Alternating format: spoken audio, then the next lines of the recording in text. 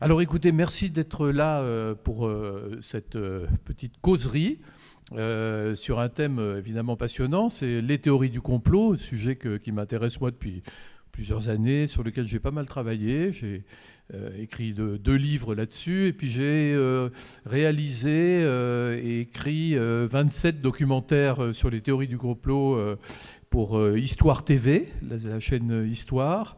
En essayant de décrypter toutes les théories du complot. Mais alors, évidemment, quand on parle de théorie du complot, là, vous voyez, je vous ai mis une jolie diapo. C'est mes vacances, hein, l'été dernier. Non, vous voyez, évidemment, je vous ai mis là un truc que j'ai trouvé sur le net, hein, le web, les Illuminati, puisque c'est censé être un groupe secret qui dirige le monde, sachant que les présidents élus, ou pas élus d'ailleurs, enfin tous ceux qui qui apparaissent au front de scène ne sont que des pantins qui seraient, selon certaines théories, manipulés par ces fameux Illuminati. Alors Illuminati qui n'existent plus depuis la fin du XVIIIe siècle, mais enfin la rumeur continue et il y a même des petits rigolos aujourd'hui qui font des sites internet assez drôles, alors sur Instagram ou sur Facebook ou ailleurs, pour dire donnez-moi, envoyez-nous un chèque de $200 et vous appartiendrez à l'élite des Illuminati et vous deviendrez milliardaire. Donc vous voyez, c'est pas idiot, donc il y a un petit commerce des Illuminati encore aujourd'hui.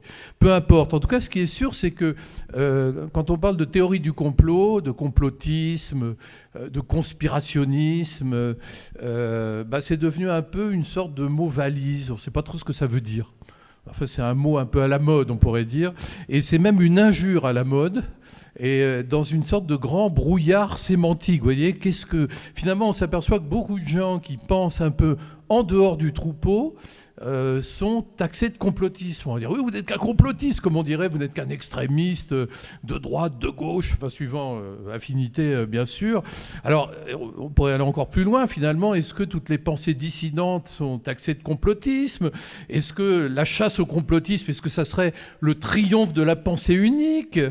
Donc, vous voyez, il y a un vrai questionnement à avoir sur cette question-là. Donc, ce que je vous propose dans un premier temps, vous voyez, ça s'appelle Espace, théorie du complot, peut-on démêler le vrai du faux? Donc on va parler bien sûr des théories du complot liées à l'espace, mais d'abord il faut peut-être définir les termes. Et c'est important de savoir de quoi on parle précisément, parce que sinon on va être dans une espèce de flou avec ce mot valise, qu'est le mot complotiste, théorie du complot, qu'est-ce que ça veut dire? On est dans une certaine ambiguïté. Donc on va définir les termes, et donc on va commencer par le commencement, définir des mots, conspiration, complot, vous voyez. Qu'est-ce qu'une conspiration? Vous voyez, derrière moi, c'est une entente dirigée contre quelqu'un ou quelque chose, un accord secret entre des personnes visant à ébranler, déstabiliser ou renverser une autorité. Et le complot, alors là on entre on pourrait dire, on finasse. Le complot, c'est la mise en œuvre de la conspiration. Donc le complot est un projet ourdi secrètement contre la vie, la sûreté, la prospérité d'un individu ou d'un groupe. Alors cela étant dit, alors il y a une évidence, et là il faut le dire et le souligner, c'est même très important de le dire, c'est qu'il y a toujours eu dans l'histoire de l'humanité de vrais complots. Et alors des vrais complots, il y en a eu beaucoup. Je suis venu avec une liste de vrais complots. Vous allez voir, je vous la donne là comme ça, mais vous allez voir, c'est assez impressionnant, les vrais complots. Je remonte un peu haut, vous m'en voudrez pas. L'assassinat de César par Brutus, le 15 mars 44 avant Jésus-Christ, oui, c'est un complot. L'assassinat de Caligula, le 24 janvier 41 avant Jésus-Christ, c'est un complot. L'arrestation et le massacre des Templiers en octobre 1307, c'est un complot. L'assassinat d'Henri III, le 2 août 1589, c'est un complot. L'assassinat d'Henri IV, ça continue, le 14 mai 1610, c'est un complot. Ravaillac n'a pas agi seul. L'assassinat d'Abraham Lincoln, le 14 avril 1885, c'est un complot. Le complot de la cagoule, qui visait à détruire la Troisième République entre 1936 et 1939, comme son nom l'indique, c'est un complot. L'assassinat du leader communiste Léon Trotsky le 21 août 1940, c'est un complot. Je me rapproche de l'époque présente, vous noterez. Le complot du 20 juillet 1944 contre Hitler, comme son nom l'indique, c'est un complot. L'attentat du Petit Clamart contre le général de Gaulle en août 1962, c'est un complot. Et je ne vous parle pas de l'affaire du Watergate en 1972, c'est un complot. L'assassinat du président égyptien Anwar el-Sadat le 6 octobre 1980, c'est un complot. Enfin bref, nombreux sont les historiens, les journalistes qui, depuis l'assassinat de l'opposant marocain Mehdi Ben Barka en octobre 1965, jusqu'à la pseudo-révélation des armes de destruction massive que l'Irakien Saddam Hussein aurait dissimulé en 2003, enquête sur les différents complots réels pour les mettre en lumière, pour exposer les scandales de l'époque présente. Et c'est notamment le travail auquel s'est attelé un journaliste, un lanceur d'alerte, Julian Assange, quand il a fondé le site et l'organisation non gouvernementale Wikileaks en 2006. Il ne cesse, depuis cette date, Assange, de dénoncer des complots gouvernementaux en divulguant des documents top secrets. Il est notamment l'auteur d'un texte qui a été mis en ligne en 2006 et qui résume son credo, mais ouais, le titre est intéressant, ça s'appelle « Conspiracy as Governance », la conspiration comme gouvernance, c'est-à-dire que tout gouvernement dissimule au public une part de ses activités, et cette part opaque relève, selon Julian Assange, d'une conspiration contre les peuples. Donc oui, ça serait vraiment, on serait vraiment des Teletubbies si on disait qu'il n'y a pas de vrai complot. Donc je suis le premier à dire qu'il y a de vrais complots. Alors maintenant, il y a les complots, les vrais complots, et puis il y a un phénomène vieux comme le monde. Ça, c'est autre chose, et c'est ce qu'on appelle les rumeurs. Alors, qu'est-ce que c'est les rumeurs ? Une rumeur, c'est une réunion d'opinions ou de soupçons contre quelqu'un. Vous voyez, qu'elle soit anonyme ou fomentée, la rumeur se répand sans limite, de manière vagabonde. Elle court, elle est anonyme. Alors la rumeur, c'est malveillant. Vous voyez, le voisin d'en face a-t-il récemment noué une liaison adultère ? Le président de la République trompe-t-il sa femme avec un homme ? Brigitte Macron est-elle un homme et s'appelle-t-elle Jean-Pierre ? Les vaccinés du coronavirus meurent-ils secrètement en masse ? Les Juifs ont-ils provoqué la Deuxième Guerre mondiale pour favoriser la création de l'État d'Israël ? Vous voyez, cette thèse aussi, c'est une thèse complotiste. En tout cas, c'est une rumeur, donc malfaisante, bien sûr. Vous voyez que la plupart des communautés humaines se nourrissent, malheureusement, et c'est comme ça, l'humanité aussi, de ces bruits récurrents et malfaisants. Alors il y a beaucoup de sociologues, d'historiens qui ont étudié, inventorié les rumeurs. Alors vous savez, je ne sais pas si vous vous souvenez du tout premier livre du sociologue Edgar Morin, qui s'appelait « La rumeur d'Orléans ».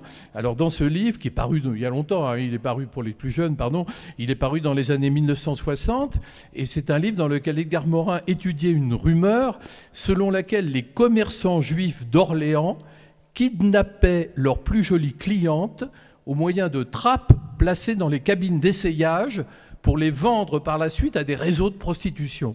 Oui, ça paraît fou hein, quand on entend ça. Sauf que cette rumeur a couru, que les commerçants en question n'avaient plus de clients, que beaucoup ont dû fermer boutique à cause de ce phénomène de rumeur. Vous voyez ? Donc la rumeur, ça c'est une rumeur antisémite, nauséabonde, mais la rumeur, elle est spontanée, elle n'a rien d'élaboré, elle se répand et puis elle s'évapore. Alors on en vient à la théorie du complot. Qu'est-ce qu'une théorie du complot ? Une théorie du complot, c'est la rationalisation de la rumeur. Vous voyez, une théorie du complot, c'est un échafaudage, c'est une amplification de la rumeur, c'est une théorisation de la rumeur. Et c'est signé par des gens qui signent la théorie du complot, partant d'une assertion non fondée qui n'est étayée par aucune preuve. La théorie du complot se construit comme un échafaudage apparemment rationnel, mais qui en réalité est un système clos bâti sur le seul et unique doute. Pour résumer les choses, si vous voulez, les théories du complot ou les complotistes voient des complots là où il n'y en a pas. Je vous donne un exemple qui m'avait toujours beaucoup frappé et surpris, c'est l'attentat du 11 septembre. 2001. Si vous prenez aujourd'hui, vous savez, ça a été abondamment documenté, on a beaucoup d'informations sur cet attentat. Si vous prenez l'attentat du 11 septembre, c'est un complot, c'est un vrai complot.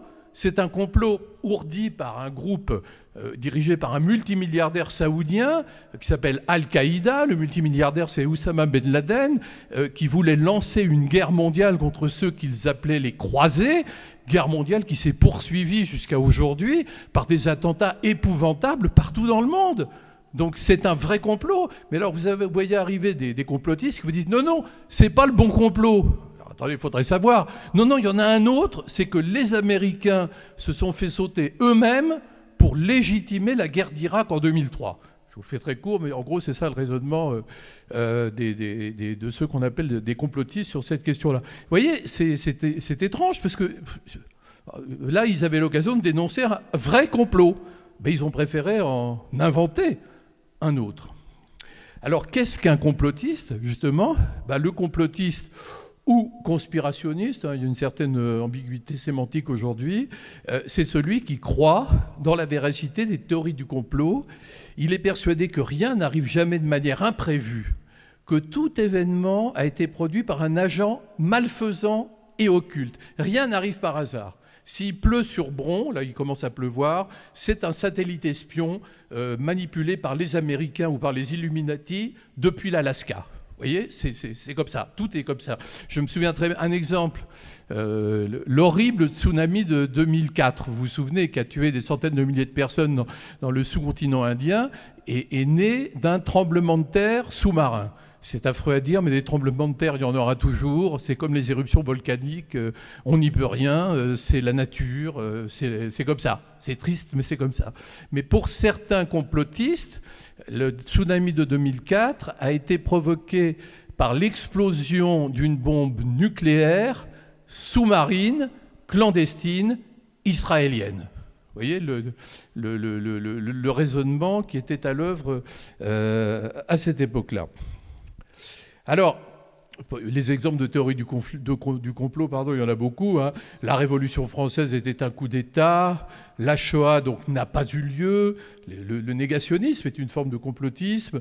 Le réchauffement climatique a été soigneusement organisé. Donc, il existe, mais il est sciemment organisé pour détruire une grande partie de la population. Hein. Ça fait partie des théories complotistes qu'on écoute aujourd'hui. En résumé, parce qu'on va essayer d'aller vite quand même, il y a de vrais complots, mais le complotiste voit des complots là où il n'y en a pas. Il bâtit des systèmes complexes et clos pour justifier une intuition de départ. En fait, il sent quelque chose au départ et il essaie de le confirmer. Et surtout, il ne produit aucune preuve. Tout son échafaudage est bâti sur un doute orienté au départ par une certitude. Alors c'est la raison pour laquelle j'en suis personnellement venu à identifier ou à décrire le complotisme ou conspirationnisme comme une croyance, une religion qui s'appuie en fait sur, on va dire, 3 évangiles que je vais me permettre de vous donner. Premier évangile, rien n'arrive jamais par hasard. L'exemple du tsunami de 2004. Rien ne peut arriver par hasard. Le hasard n'existe pas. Une maladie qui se déclenche, c'est pas possible. C'est sciemment que des agents ont inoculé le coronavirus pour détruire une partie de la population mondiale. C'est une décision qui a été prise par les maîtres du monde. Deuxième évangile, nous vivons en quelque sorte une providence inversée. C'est-à-dire que vous voyez le fameux on nous veut du mal. Alors, qui est ce on ? C'est la question. Qui nous veut du mal ? Pourquoi est-ce qu'on nous voudrait du mal ? Qui est ce on ? 2 mystérieux maîtres du monde. Donc, si vous voulez, dans l'imaginaire complotiste, Poutine, Xi Jinping, Joe Biden ne gouvernent pas. En réalité, ceux qui gouvernent, ce sont des groupes secrets qui contrôlent la planète depuis la coulisse. Alors, qui sont ces groupes ? Les complotistes donnent leur nom.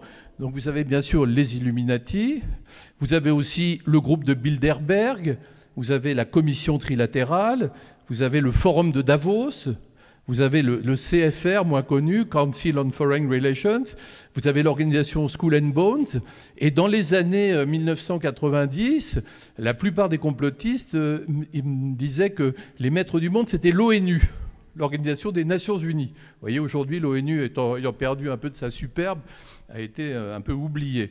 Donc, ce ne sont pas Biden, ce ne sont pas Xi Jinping ou Poutine qui gouvernent, mais donc ces groupes qui, en fait, veulent nous détruire ou qui veulent nous réduire à l'esclavage. Alors, vous noterez qu'il y a un gros problème, c'est que si les maîtres du monde sont répartis en 12 ou 15 groupes, c'est embêtant pour contrôler le monde. Hein. Ça veut dire qu'il y a une grosse rivalité ou qu'il y a un petit problème dans la domination du monde. Ça, c'est un autre problème. Enfin, troisième évangile, les médias nous mentent. Les médias mentent toujours. Alors quand je dis les médias, je veux parler des médias officiels, c'est-à-dire les journaux, la télévision, les magazines, ils nous mentent. Et d'ailleurs, on parlera de médias menteurs ou de merdias. Donc les médias, ils sont mis dans le même sac, hein, de Voici au Monde diplomatique, en passant par le New York Times ou Le Monde, ils nous mentent tous. Mais si les médias nous mentent, ça pose un petit problème technique, où allons-nous nous informer ? Alors, du coup, on s'informe uniquement sur Internet. Et du coup, vous avez des gens qui vous disent « les médias nous mentent, donc je fais une confiance aveugle à Internet ». Or, Internet, c'est pire que tout. Internet, c'est le domaine de la désinformation, des fake news, c'est le domaine des sites, on ne sait pas d'où ils viennent. Je remets en question une enquête du Monde, mais je crois aveuglément un site hébergé à Tuvalu. Ça fait partie des sites .tv, vous savez, Tuvalu, une île lointaine, qui va me conforter dans mes certitudes préalables. Donc, si le complotisme est une religion, hein, ceux qui n'y croient pas, il y en a quand même, sont considérés comme des hérétiques. Évidemment. Et puis je précise une chose, c'est qu'on a tendance à faire une sorte d'amalgame quand on ne définit pas les termes entre le complotisme et l'extrémisme. Les choses sont beaucoup plus compliquées que ça, parce qu'il y a des complotistes de gauche, il y a des complotistes du centre, et il y a des complotistes de droite. Les extrémistes propose un programme de société. On peut ne pas le partager, chacun fait ce qu'il veut, mais les complotistes ne proposent aucun programme de société. Ils se contentent de dénoncer les tares supposées du monde actuel. Vous voyez, les choses sont légèrement différentes. Ils sont soudés par leur croyance envers des textes qui constituent en fait une sous-culture paranoïaque, parce que c'est de la paranoïa collective qui est aujourd'hui répandue sur le web. Alors vous allez me dire... Et l'espace dans tout ça, parce qu'on est quand même là pour parler de l'espace. Alors, l'espace dans tout ça, j'y arrive, voilà, l'espace arrive, vous voyez comme il est beau ce monsieur, hein, Neil Armstrong sur la Lune, là, voilà, c'est magnifique. Alors, souvenez-vous, hein, d'abord, il faut bien dire que sur l'espace, il y a toujours eu de très nombreux scénarios complotistes. Hein. Il y a toujours eu beaucoup de théories du complot. Alors souvenez-vous, hein, ça c'est l'image que je vous ai montrée, le 21 juillet 1969, Neil Armstrong et Buzz Aldrin marchent sur la Lune dans le cadre de la mission Apollo 11. Un petit pas pour moi, un grand pas pour l'humanité, dit Neil Armstrong, lorsqu'il met le pied sur le sol lunaire. Or, toute personne qui surfe aujourd'hui sur le web risque fort de tomber sur un site complotiste qui va mettre en doute la conquête de la Lune par la Terre, ou en tout cas le fait qu'on ait marché sur la Lune. C'est le cas, par exemple, d'un monsieur qui s'appelle Laurent Freeman, homme libre, et qui écrit en 2013 sur le site Stop Mensonge, alors je cite Laurent Freeman, vous voyez, complotiste, « L'homme sur la Lune en 1969 est le plus gros mensonge de l'ère moderne ».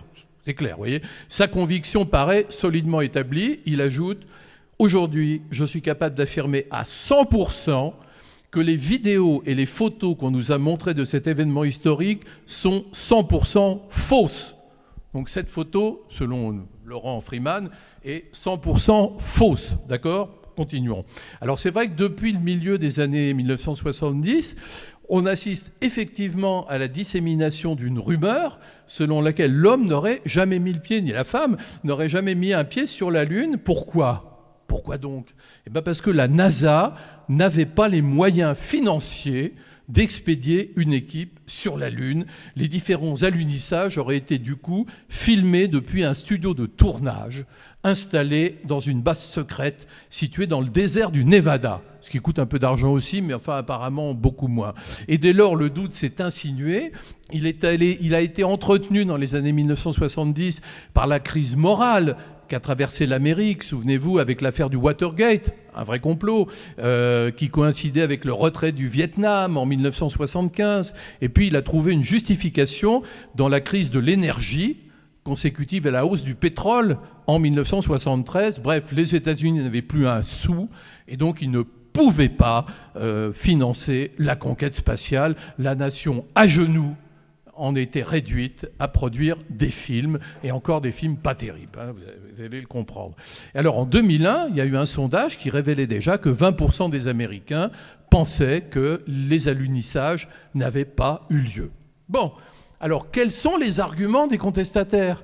Qu'est-ce qu'ils disent ? Donnons-leur la parole. Qu'est-ce qu'ils disent ? Alors, d'abord, ceux qui disent qu'on n'a jamais marché sur la Lune se basent essentiellement sur les retransmissions télévisées des voyages spatiaux, et c'est là qu'ils vont dénicher un certain nombre d'anomalies. Alors lesquelles ? Regardez bien, hein, voyez. Lorsqu'on regarde les images du débarquement des Américains sur la Lune, on voit qu'ils y plantent le drapeau des États-Unis, vous êtes bien d'accord ? Or, le drapeau se déploie. Ben attendez, ça va pas ça. Pourtant, il n'y a sur la Lune ni atmosphère, ni vent. Alors comment la bannière étoilée pourrait-elle flotter au vent ? Ah oui, que c'est quand même bizarre. Avouez, il flotte le drapeau. C'est pas fini. On ne voit pas d'étoiles sur les photos de l'alunissage, sachant qu'il n'y a pas de nuages forcément autour de la Lune. Où sont passées les étoiles ? Regardez le ciel. Il est tout noir. Je ne vois pas d'étoiles. C'est louche, d'accord ? Je continue. Sur certains clichés, pas celle-là, mais sur certains clichés, les ombres sont simultanément orientées de plusieurs côtés. Mais comment est-ce possible ? Le Soleil est, sur la Lune, la seule source de lumière. La pluralité des ombres s'explique en réalité par les lampes du studio, les projecteurs, les projos. Bon. Alors, autre remarque, si la NASA avait vraiment aluni, on verrait sous le module un cratère d'impact. Or, le sol n'a pas bougé. Mais c'est parce qu'il est en carton-pâte. C'est un décor. Et ultime argument, alors un peu plus scientifique, il existe autour de la Terre une ceinture de radiation, dite la ceinture Van Allen, qui est maintenue par le champ magnétique de la planète. Compte tenu, disent les complotistes, de leur faible vitesse, les vaisseaux de la NASA n'auraient pas pu résister aux radiations et les astronautes auraient péri en tentant de quitter la Terre. On ne peut pas quitter la Terre. Vous voyez, c'est impossible à cause de la ceinture Van Allen. Et donc, forcément, on est resté dans un studio de cinéma. Alors, vous voyez, les complotistes accumulent les indices concordants. Pourtant, leur démonstration, vous allez comprendre, en réalité, est assez fragile. Alors déjà, si la NASA avait décidé de simuler les voyages sur la Lune, on se demande pourquoi elle aurait fait appel à des équipes cinématographiques à ce point distraites et incompétente. Certains soutiennent que le grand cinéaste Stanley Kubrick a réalisé la supercherie sous prétexte qu'il a commis en 1968 un film magnifique de science-fiction, 2001, l'Odyssée de l'espace, marqué par une esthétique forte et maîtrisée. Mais dans ce cas, où sont passés son talent et sa méticulosité légendaire ? On le trouve là entouré d'assistants distraits, de techniciens déficients et d'un éclairagiste lamentable. La NASA a par ailleurs répondu en détail aux remarques des conspirationnistes. Alors concernant le drapeau qui flotte, c'est vrai qu'après tout, il flotte le drapeau, elle énonce qu'il est pourvu d'une tige horizontale qui le maintient déployé malgré l'absence d'atmosphère. Il est en métal. En outre, les astronautes lui ont imprimé une impulsion en l'extrayant du tube qui le contenait. C'est pourquoi on éprouve en le voyant le sentiment fallacieux qu'il flotte. On ne voit pas d'étoiles. Alors, le ciel lunaire n'est-il donc qu'un faux plafond de studio ? L'agence spatiale observe qu'il est difficile de capter sur un même cliché des éléments brillants, très brillants, et d'autres faiblement lumineux. C'est la forte luminosité qui explique l'absence d'étoiles. Par ailleurs, si je puis me permettre un commentaire, si le tournage a eu lieu en studio sous la direction de Stanley Kubrick, pourquoi n'a-t-on peint aucune étoile au plafond ? Enfin, moi, c'est la première chose que j'aurais faite, personnellement, c'est peindre des étoiles au plafond. Vous voyez ? C'est quand même un peu bizarre. Alors, les ombres sont-elles simultanément orientées de plusieurs côtés ? Selon la NASA, la surface de la Lune n'est ni régulière ni plate. Les ombres ont été modifiées par les cratères et les collines. Il existe par ailleurs des sources de lumière secondaires, telles des réflexions sur le sol ou sur la combinaison spatiale des astronautes, notamment de celui qui prend la photographie, dans le contexte d'une luminosité qui est beaucoup plus élevée que sur la Terre. Alors, autre réponse, pourquoi l'alunissage n'a-t-il soulevé aucune poussière et pourquoi n'y a-t-il pas de cratère d'impact ?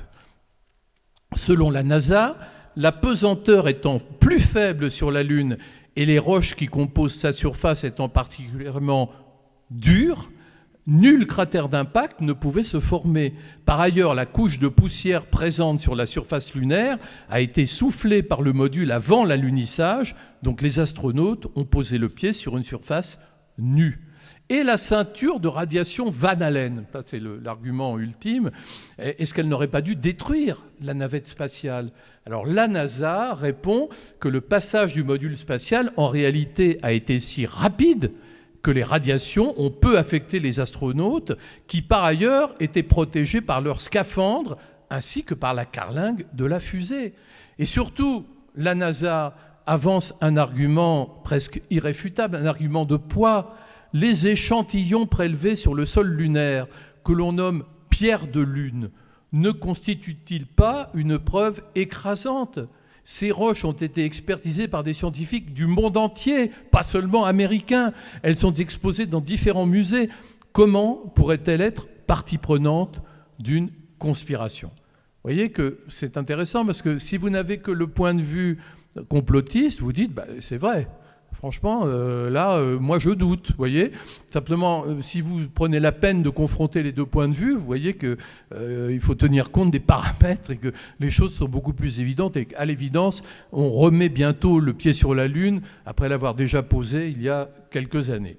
Alors, ce n'est pas le seul scénario complotiste. Il y a un deuxième scénario complotiste qui concerne l'espace. Alors lui qui est assez fabuleux parce que c'est un réservoir, moi je trouve, de films de science-fiction. C'est l'idée que les extraterrestres nous ont envahis et qu'ils gouvernent le monde en secret. Les envahisseurs sont parmi nous. Alors ça, c'est la conviction d'un certain nombre de complotistes comme l'américain Milton William Cooper ou le français Jimmy Gueux. L'ennemi principal, alors qui sont les extraterrestres qui nous ont envahis. L'ennemi principal qui nous a réduits en esclavage est, selon Milton William Cooper et Jimmy Gueux, l'espèce des petits gris. Alors je vais vous montrer non pas une photo, mais enfin une reproduction de petit gris. Voilà, alors c'est une figure, le petit gris, qui a été rendue familière dans la culture populaire par les films, les bandes dessinées ou les séries. Ce sont les extraterrestres qu'on voit dans Rencontre du troisième type ou encore dans E.T. Vous savez, E.T. Phone Home, c'est un petit gris qui téléphone à la maison, enfin dans les films de Spielberg il y a quelques années. Il faut dire que la peur des gris, ça, ce sont des gris, vous voyez, ils sont plutôt gris. La peur des gris, en fait, date de 1965.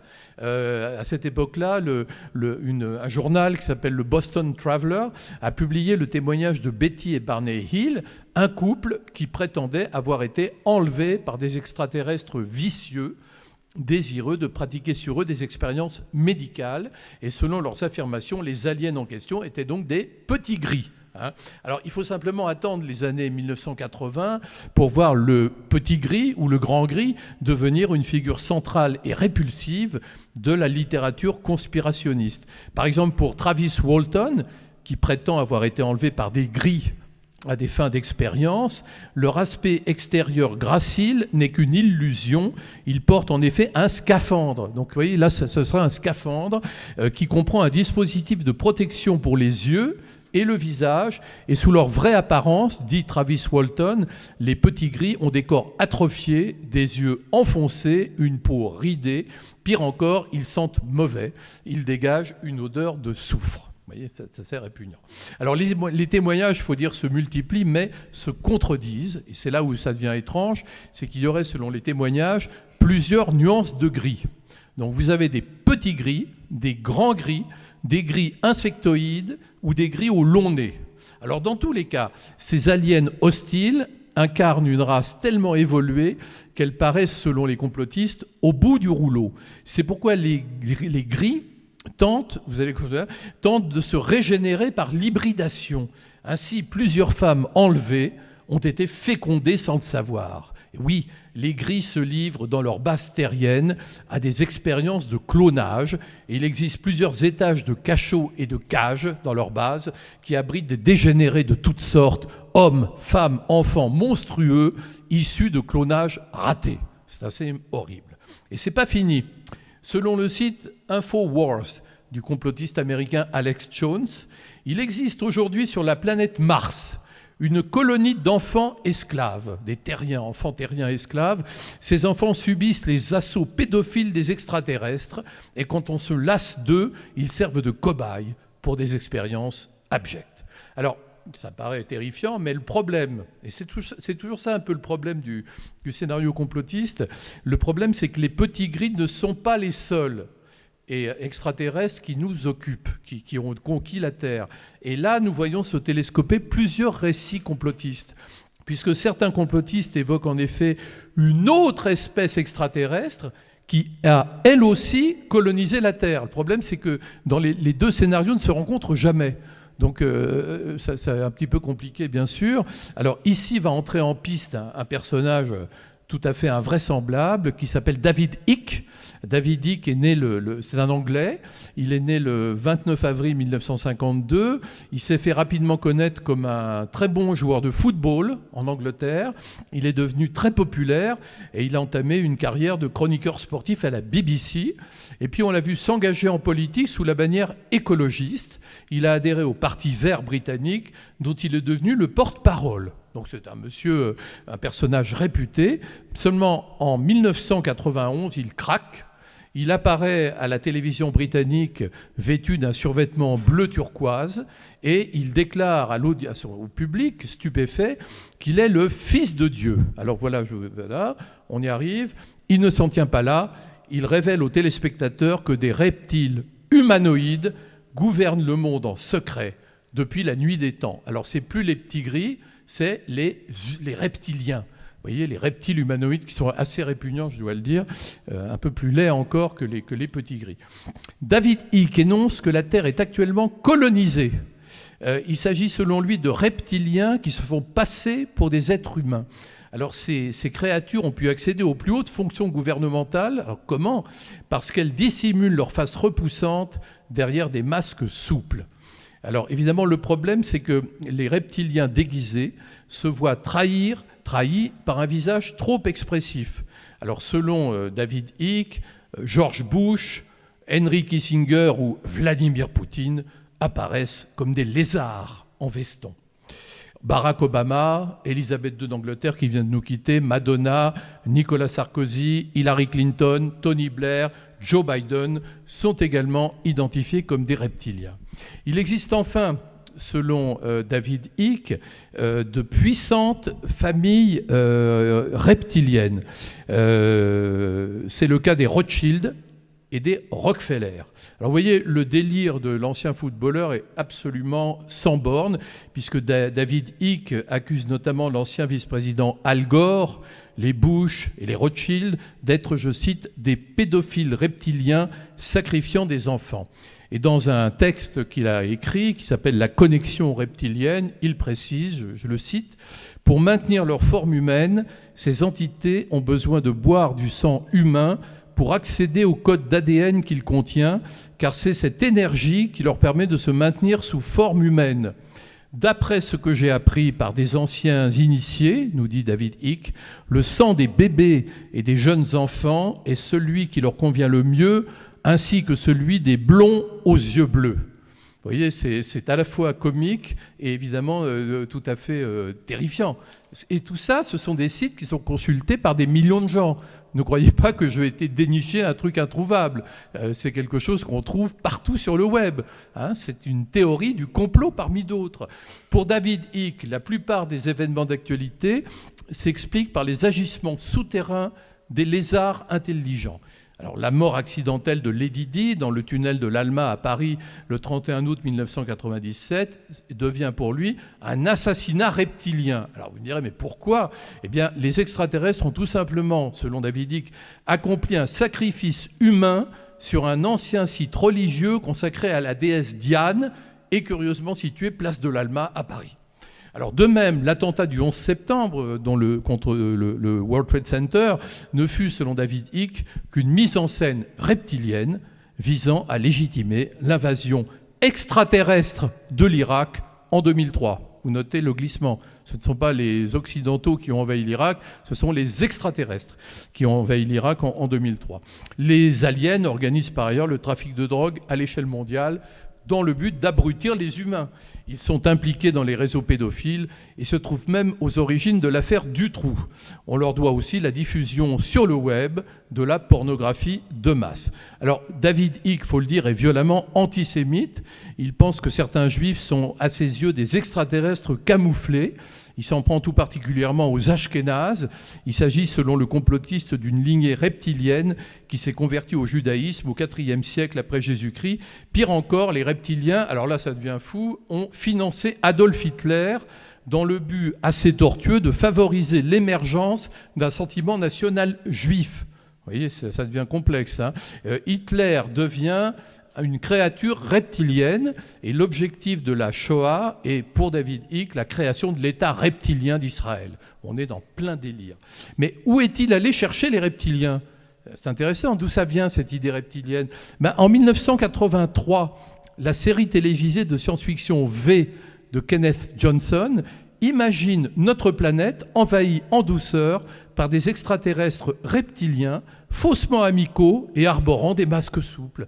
Et on peut se demander si David Icke n'a pas été tout simplement influencé par V quand il a développé sa paranoïa. Ainsi, le complotisme puiserait, une nouvelle fois, parce que c'est arrivé à plusieurs reprises, dans la science-fiction. Alors, je précise que David Icke, vous voyez, là on est vraiment dans les théories du complot sur l'espace sont incroyables. David Icke doit par ailleurs faire face à la concurrence d'un autre chercheur, entre guillemets, encore plus radical que lui. Alors c'est un écrivain américain d'origine azerbaïdjanaise qui s'appelle Zecharia Sitchin et qui affirme que ce sont les reptiliens qui ont créé l'humain en laboratoire. Nous ne sommes ainsi que le produit d'une éprouvette reptilienne. Donc Sitchin prétend que ces aliens ont conquis la Terre durant la préhistoire. Ils ont alors créé l'Homo sapiens en croisant leurs propres gènes avec ceux de l'Homo erectus. Ils désiraient en effet créer une race d'esclaves, car ils avaient besoin de matières premières dans le but de régénérer l'atmosphère de leur planète natale, nommée Nibiru. Vous voyez, c'est très précis. Là, les textes complotistes sont généralement très précis. Vous voyez, la planète natale s'appelle Nibiru. Alors, qui nous envahit ? Qui nous colonise ? Qui nous opprime ? S'agit-il des petits gris ? Des reptiliens ? Alors, au final, 4 races aliens apparaissent dans les récits complotistes. Les petits gris, les grands blonds, les reptiliens, enfin les hybrides. Alors, qui sont les grands blonds ? Dans le scénario de Jimmy Gueux, ils incarnent un peuple extraterrestre allié de la Terre et qui souhaite écraser les petits gris. Alors, les grands blonds ressemblent à des bûcherons venus du Nord, du Grand Nord. On ne peut les repérer que par leur taille, puisqu'ils mesurent plus de 2 mètres. Quant aux hybrides, vous voyez aussi un hybride, là il n'est pas beau, ils ne sont pas très beaux, ce sont les malheureux produits des clonages sauvages effectués par les gris. Ils se présentent ainsi comme des humains disgracieux qui souffrent de multiples malformations. Quoi qu'il en soit, et ça sera ma conclusion, les théories du complot liées aux extraterrestres souffrent à l'évidence de la présence sur notre sol d'un trop grand nombre d'aliens différents. Certains affirment pourtant aujourd'hui même que la guerre d'Ukraine a été lancée depuis une base secrète alien située sur la face cachée de la Lune. Donc vous voyez, les complotistes feraient de merveilleux scénaristes de films ou de série. Voilà, je m'arrête là. Et maintenant, je vais bien sûr vous donner la parole si vous souhaitez compléter, poser des questions, enfin voilà, vous enquérir de choses diverses et variées à propos de ce phénomène complotiste. Vous noterez que j'ai mis en avant, puisqu'on parlait de l'espace, 2 théories du complot liées à l'espace.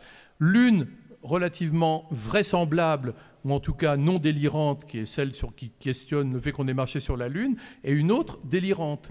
Et quand on observe les différentes théories du complot, vous avez des théories du complot qui peuvent sembler rationnelles, comme la remise en question, par exemple, de l'attentat du 11 septembre, et des théories du complot délirantes, comme celle qui dit qu'on est envahi par les reptiliens ou les petits gris. Vous voyez, on est souvent confronté à des théories du complot très diverses, dans un spectre, un curseur qui va de la théorie du complot, on pourrait dire vraisemblable, à la théorie du complot qui relève vraiment peut-être d'une sorte de folie imaginative, on va dire.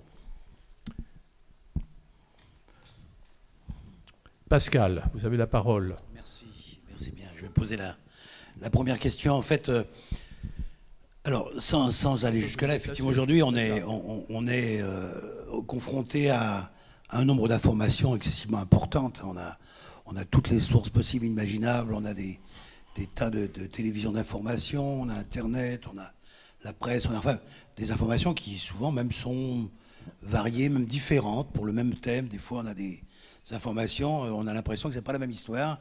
Donc c'est là qu'en fait naissent... Tout ça est bien compliqué. On vit quand même dans un monde où il faut avoir beaucoup de discernement, essayer de faire preuve de sagesse et de recul pour se rendre compte qu'effectivement la vérité c'est peut-être plutôt celle-ci. Néanmoins, pourquoi est-ce qu'on pourrait pas, bien que ce soit difficile peut-être à cause d'Internet justement, mais pourquoi on ne pourrait pas croire qu'un État nous ment? Je fais référence à Poutine, par exemple, qui a dit à son peuple au départ qu'il avait fait une opération spéciale, je crois, en Ukraine, mais qui n'a pas voulu dire qu'il s'agissait d'une guerre.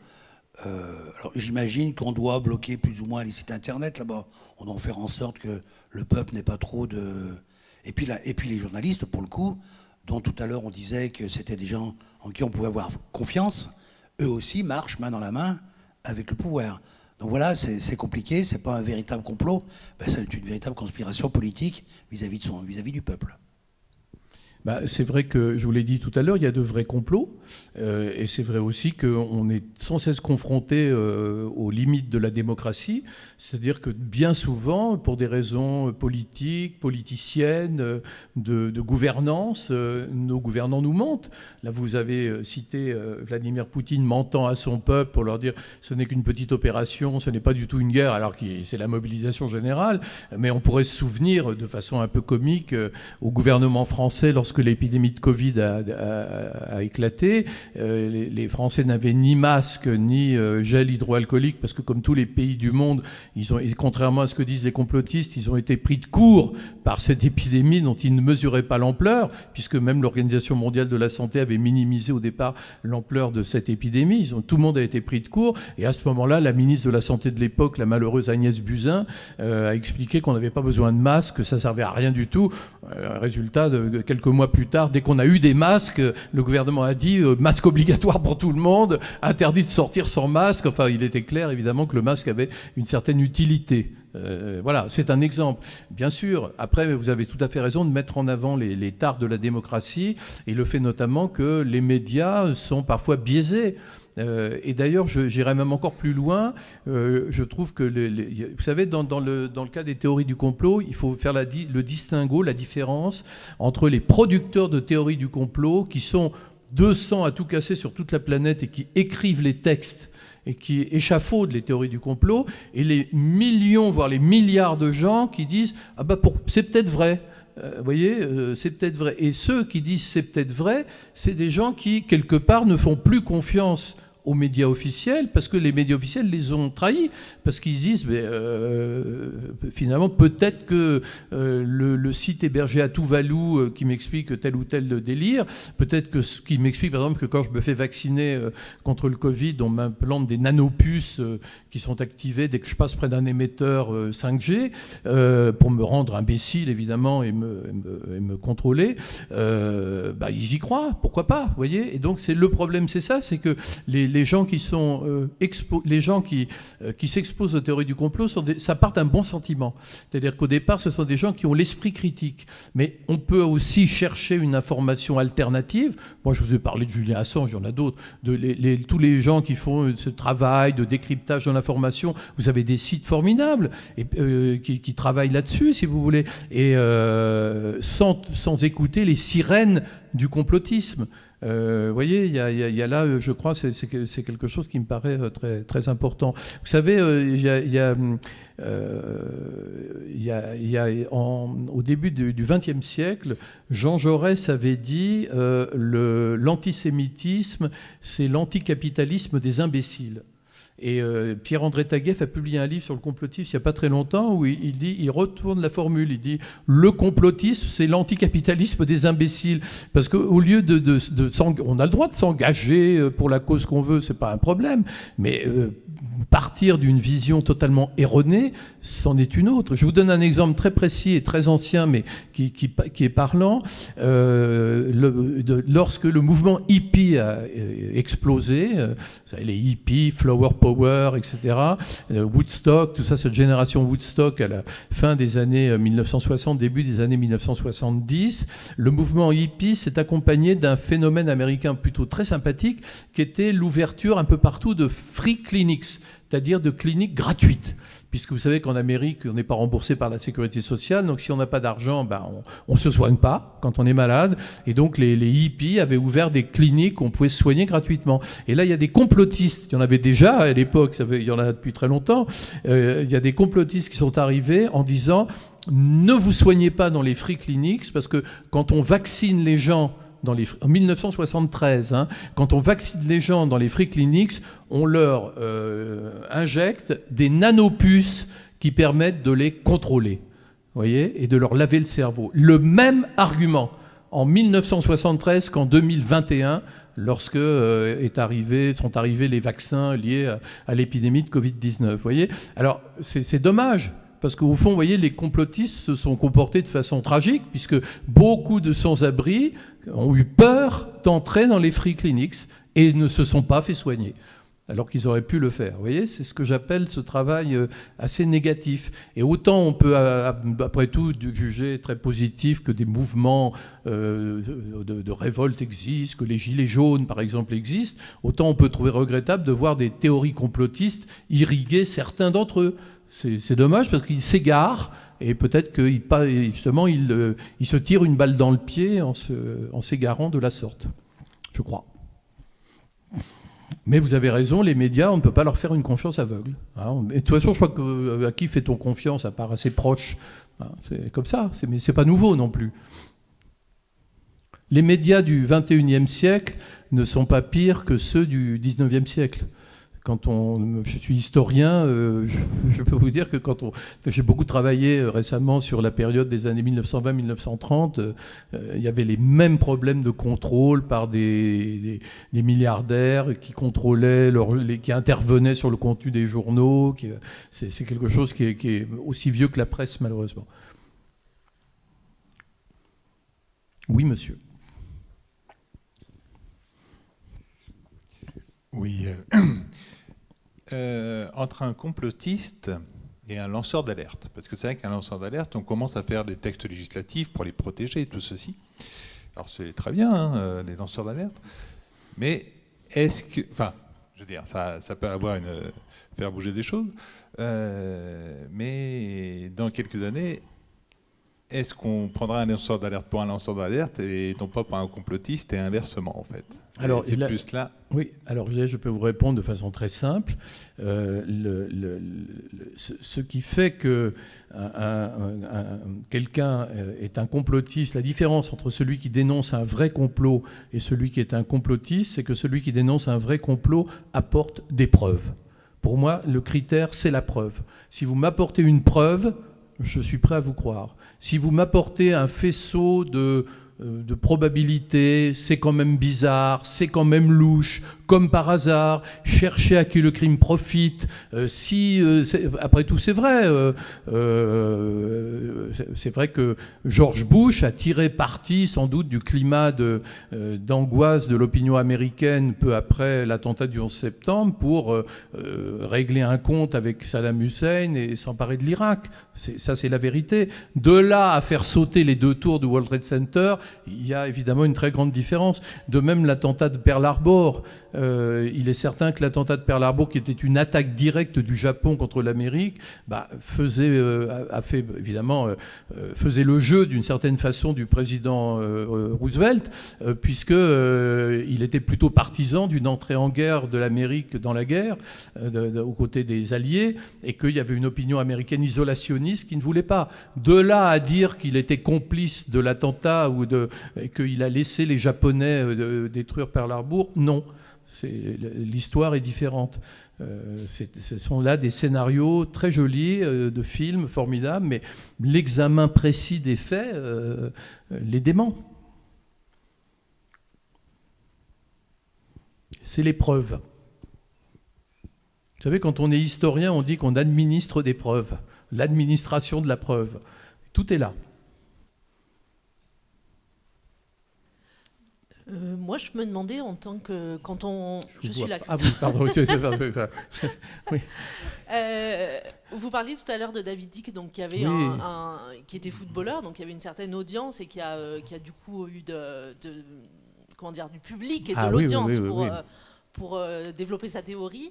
Est-ce qu'on arrive à retracer sur d'autres complots aussi un élément comme ça de notoriété, de base, pour pouvoir diffuser des théories? Ça renvoie au profil des complotistes, des producteurs de théories du complot, qui sont généralement... Alors, il est de bon ton de dire que ce sont des escrocs qui veulent manipuler, qui font ça pour des raisons mercantiles. Mais moi, j'ai discuté avec quelques producteurs de théories du complot. Ce sont des gens qui sont très sincères. Ce sont des gens qui croient vraiment à ce qu'ils disent. Alors après, la question c'est est-ce qu'ils souffrent de paranoïa? Qu'est-ce qui les a amenés là? Mais quand on voit les parcours, j'ai pu établir les parcours biographiques d'un certain nombre de producteurs de grandes théories du complot. Très souvent, ce sont des gens qui ont connu parfois la gloire. Je pense par exemple à John Robison. John Robison, c'est celui qui a été vraiment l'homme qui a révélé, entre guillemets, l'existence des Illuminati. En disant les Illuminati dominent le monde, les Illuminati contrôlent tout. Et John Robison était un grand chimiste, écossais, quelqu'un de très brillant, si ce n'est que vers l'âge de 60 ans, il a commencé à souffrir d'une maladie dont personne n'a pu établir le diagnostic, mais qui se traduisait par... Il avait très mal, tout son corps était douloureux, il ne pouvait pas se lever, ça a été très, très dur pour lui, et il a commencé à ruminer des choses négatives, et il s'est persuadé que les Français essayaient d'empêcher Lavoisier, en particulier le chimiste Lavoisier, essayaient d'empêcher que ses inventions soient diffusées internationalement. Et il a commencé à publier des textes pour dire que Lavoisier était un Illuminati et que Lavoisier et les Illuminati voulaient détruire sa carrière pour promouvoir les œuvres de Lavoisier qui, lui, était Illuminati. Enfin bref. Et c'est à partir de là qu'il y a eu cette cassure en lui, alors qu'il était reconnu, mais vraiment, c'était quelqu'un qui était au fait de la notoriété, John Robison. Vous voyez, il y a beaucoup de cas comme ça qui sont assez particuliers, des gens qui, tout à coup, il y a une cassure. Si vous prenez par exemple Thierry Messant, c'est quelqu'un qui, donc c'est celui qui va être à la pointe des théories du complot liées à l'attentat du 11 septembre, en disant notamment qu'aucun avion n'a percuté le Pentagone Vous savez qu'il y a une thèse du complotiste selon laquelle aucun avion n'a percuté le Pentagone. Alors cette thèse aujourd'hui a été totalement réfutée. Si vous voulez, je peux vous donner les arguments, parce qu'ils sont absolument... C'est sans réplique, si vous voulez. Mais enfin, donc, il a défendu cette thèse-là. Et en fait, c'était quelqu'un, Thierry Messant, qui jusqu'en 2001 était un militant de la cause homosexuelle, un homme de gauche, qui écrivait les discours de Christiane Taubira, qui était quelqu'un de tout à fait respectable et intéressant, on va dire, qui avait ses idées, voilà, mais qui était profondément anti-américain. Et son anti-américanisme a pris des proportions telles qu'il s'est mis à accuser les Américains de s'être autodétruits parce qu'il ne pouvait pas admettre l'idée il était tiers-mondiste et il ne pouvait pas admettre l'idée que des peuples arabes aient pu vouloir détruire les tours et qu'il ne pouvait pas entrer dans ce schéma-là. Et donc au départ, c'est ça qui provoque la cassure. Cassure qui le mène aux côtés du Hezbollah au Liban, qui le mène à Téhéran, voilà, qui le mène on ne sait où, quoi, si vous voulez, aujourd'hui. Mais il y a souvent ce phénomène, c'est très intéressant de voir ce moment de la cassure, qui est très souvent lié aussi à des doutes concernant une carrière, un tournant de vie, un âge qu'on atteint en se disant « j'ai pas fait ce que je voulais faire ». Enfin, et parfois une forme d'ambition, parce que quand vous n'arrivez pas à exister dans une société, vous existez comme le grand destructeur de la société. C'est une façon d'exister. C'est une façon sociale d'exister aussi. De dire je suis le grand destructeur. Bon, vous savez, j'ai beaucoup travaillé sur Guy Debord. J'ai écrit la biographie de Guy Debord, puis plusieurs livres sur Guy Debord, qui était le fondateur de l'Internationale situationniste. C'est un autre sujet. Mais Guy Debord, c'est quelqu'un qui a fait le choix de ne pas faire carrière, mais de faire une anti-carrière en tant que principal ennemi de ce monde. Vous voyez ? Et puis ça lui a bien réussi, puisque ces livres ont été rachetés, ils font partie du patrimoine national, il a été célébré par l'État français. Enfin, vous voyez, donc finalement, il a fait une carrière paradoxale en faisant une anti-carrière.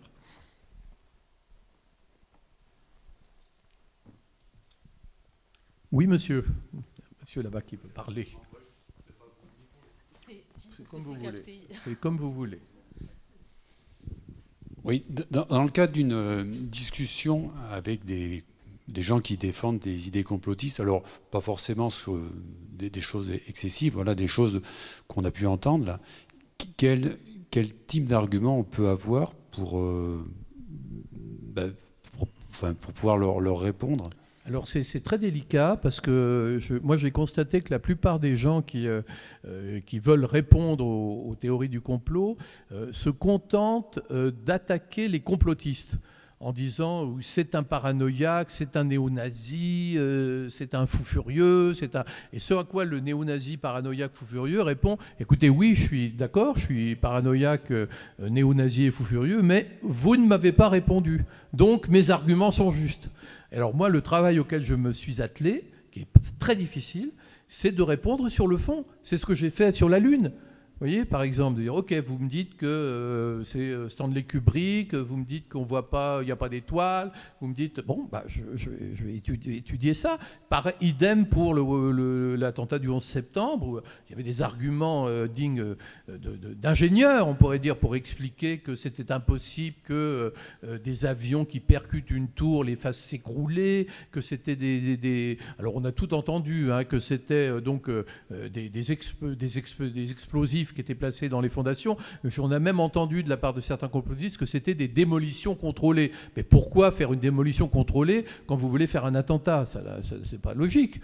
C'est moi, si j'étais les CIA ou le complexe militaro-industriel, parce que ça fait partie des mots valises qu'on emploie, le complexe militaro-industriel. Si j'étais ce complexe-là, je mettrais une bombe pour tuer un maximum de gens, éventuellement, mais je ne ferais pas une démolition contrôlée pour que la tour tombe sur elle-même. Enfin, ça serait totalement... je n'aurais pas besoin de faire ça. Au contraire, j'ai plus envie qu'il y ait un maximum de morts et que l'attentat soit d'autant plus retentissant. Donc le travail, c'est un travail de réponse sur le fond. Voilà. C'est un travail difficile et complexe parce que vous êtes face à des gens, vous savez que ce qui caractérise les textes complotistes ou les discours complotistes, c'est ce qu'on appelle, alors il y a un mot qu'on dit, certains sociologues, ils appellent ça le millefeuille interprétatif, c'est-à-dire que les complotistes vous assomment avec 20 000 arguments. C'est-à-dire que il y en avait tellement, par exemple sur le 11 septembre, il y en a tellement que vous ne savez plus où les mettre, quoi. Il y en a 150, vous voyez, mais qui ne sont que des arguments de doute, très, très divers. Donc on essaie de répondre aux principaux, j'essaie de répondre aux principaux, et puis évidemment il y en a sans cesse de nouveaux qui arrivent, parce que l'imaginaire est sans limite, et qu'on peut toujours inventer de nouvelles théories, mais très souvent les arguments des complotistes s'appuient sur des fausses informations. Par exemple, si dans le cas de Thierry Messant, par exemple, il vous explique que le Pentagone n'a pas été percuté par un avion, comme tout le monde le dit, mais par un missile américain. Donc c'est les Américains qui ont tiré sur le Pentagone. C'est pas gentil, des soldats américains qui tirent sur le Pentagone, c'est pas très sympa. Enfin bref, donc c'est les Américains qui ont tiré sur le Pentagone. Et l'argument, c'est de dire le trou est trop petit pour contenir un avion. Alors, d'abord, j'ai vu les photos, le trou n'est pas si petit que ça. Déjà, je veux dire que j'avais l'impression, en lisant Thierry Messant, que c'était un trou de souris ou un petit trou, mais non, c'est quand même assez gigantesque, le trou. Ensuite, on n'imagine pas qu'un avion qui percute un bâtiment va déposer une empreinte comme dans la neige, si vous voulez. Donc forcément, il a explosé l'avion. Ensuite, Thierry Messant vous dit, oui, mais on n'a retrouvé aucun débris d'avion, dit Thierry Messant. Alors là, moi, je me renseigne, je vais regarder, contre-enquête, et bien si, on a retrouvé plein de débris d'un avion, plein. Alors à ce moment-là, réponse des complotistes, oui, mais on les a répandus après. Alors là, qu'est-ce que vous voulez dire ? Qu'est-ce que vous voulez répondre ? Et surtout, les complotistes oublient un élément que Thierry Messant oublie, un élément tout simple. Vous avez Google Earth sur vos ordinateurs. Regardez le Pentagone. Allez regarder sur Google Earth le Pentagone. Le Pentagone se trouve à Arlington, en Virginie, qui est une banlieue de Washington. Et le Pentagone se trouve à proximité d'un gigantesque nœud routier. Mais vraiment, vous savez, comme en Amérique, il y a une espèce d'entrelacement d'autoroutes incroyable. Et il y a des milliers de gens qui allaient travailler le matin du 11 septembre dans leur bagnole, qui ont vu un avion percuter le Pentagone. Donc il y a des milliers de témoins. Mais ça, Thierry Messant, il l'a mis de côté, parce que ça n'allait pas dans le sens de sa démonstration. Vous voyez, si vous n'écoutez que le point de vue Thierry Messant, vous dites, ah bah oui, effectivement, le trou est trop petit. En plus, il n'y avait pas de débris d'avion. Écoutez, là, franchement... mais si, il y avait des débris d'avion, des milliers de gens l'ont vu, ça fait beaucoup quand même. Écoutez, après, on peut encore nier l'évidence. Et c'est ce que font les complotistes, qui continuent à nier. Ad vitam aeternam. Oui, monsieur. Est-ce que tu peux lui apporter un petit micro ? C'est plus agréable. Alors, moi je m'interroge, on est à l'ère d'Internet depuis déjà quelques temps, des fake news, des complots, donc on peut évidemment imaginer qu'on est dans une période assez propice au développement, à la circulation de tout ça. Or vous nous évoquez que ce mécanisme-là, quand même, a de l'histoire. Donc moi je m'interroge comment... ça a fonctionné avant, comment ça se distillait, et finalement s'il n'y a pas une espèce d'appétence un peu naturelle à ce genre de théories qui font qu'elles existent même avant l'ère Internet, quoi. Absolument, absolument. Alors d'abord, il y a toujours eu des rumeurs. Je crois que la rumeur est consubstantielle à l'humanité. Donc ça, des rumeurs, il y en a toujours eu. Ensuite, les vraies théories du complot, moi, je les vois apparaître avec les Lumières, les Lumières, le développement de l'imprimerie, l'encyclopédie au XVIIIe siècle.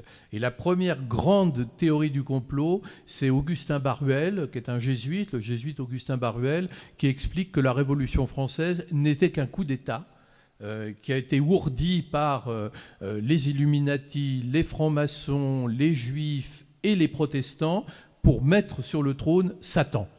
Et ça, c'est la toute première théorie du complot qui dit la Révolution française n'est pas une révolution, c'est un coup d'État. À partir de là, si vous regardez bien, la dissémination des théories du complot avant Internet, elle est très lente.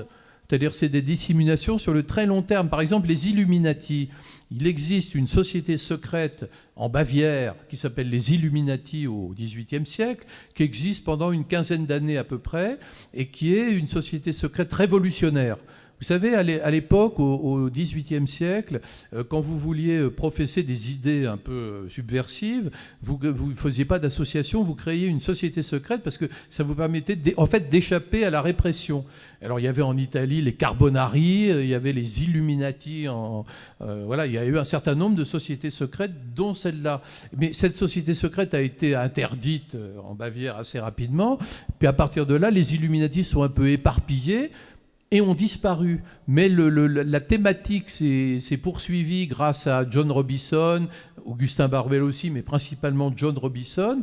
Et ça s'est poursuivi de façon presque clandestine jusqu'au XXe siècle, date à laquelle un ecclésiastique qui s'appelait Monseigneur Jouin, enfin c'est un prêtre qui s'appelait Jouin, a créé une revue qui s'appelait la Revue internationale des sociétés secrètes, dans laquelle il a mis en avant le thème des Illuminati, qui a continué son petit bonhomme de chemin comme ça, mais de façon informelle et uniquement dans l'extrême droite, d'accord ?